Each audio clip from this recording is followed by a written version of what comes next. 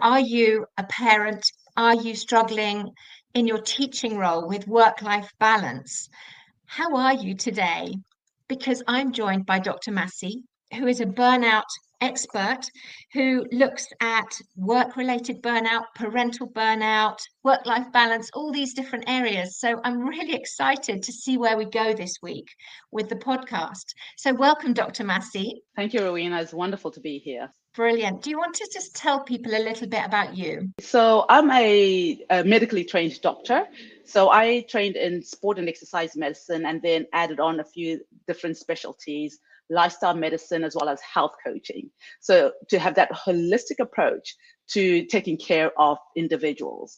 And so I'm originally from Zimbabwe, now live in Australia, and my family's here in Sydney, Australia. And what got me interested in really this area of work-life balance and burnout is my own experience, not so much in burnout, but in the stresses of trying to balance work, family, and studies as a fully qualified medical doctor who was now doing specialist training in sports and exercise medicine. And so it was a time when I had 2 kids and a husband as well who was studying for his exams. And I'd go to work during the daytime, pick up the kids from daycare, quickly get them washed and fed, then study up until the late hours of the night. And I was doing this on repeat because you need to study for the exams about a year in advance.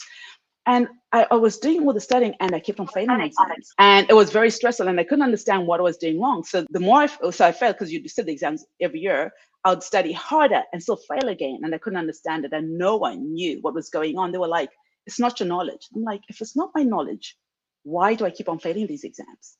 And so eventually I saw a performance psychologist and she pointed out to me it was my work-life balance that was off kilter. So it was askew, unbalanced. I was spending so much time focusing on the studying and on work and pushing my family aside and not taking such good care of myself. I would run, but that was only one aspect of my self-care. So once she helped me see that it was my work-life balance that was off and I started making time for all those areas in my life, things improved. My stress levels went down. I passed my exams. So and I would have been, I'm sure if it didn't have carried on, would have eventually burnt out.